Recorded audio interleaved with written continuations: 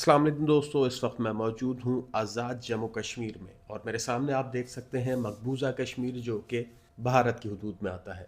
आज इस इलाके से मुंसलिक नहायत अहम और दिलचस्प वाक़या मैं आपके साथ शेयर करूँगा जो यकीनन आपने आज से पहले कभी नहीं सुना होगा। तो ये वाक़या है सन 1997 का, जब भारत की बॉर्डर फिल्म शूट हो रही थी।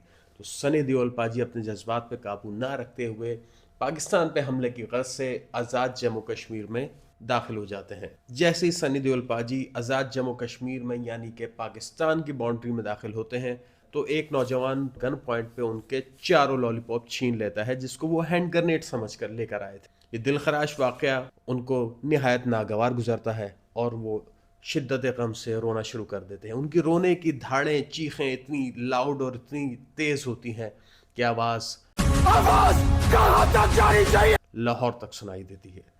इसी वाक़े से इंस्पिरेशन लेते हुए दौरे हाजिर में भारत की 4 फीट की सिंगर ने अपने फारिग तरीन भाई के साथ मिलकर गाना बनाया जिसका टाइटल है lollipop.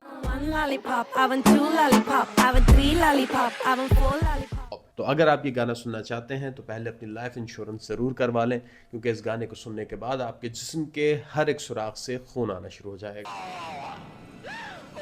So stay tune with us, क्योंकि ऐसे वाक़यात आपको तारीख की किसी किताब में नहीं मिलेंगे।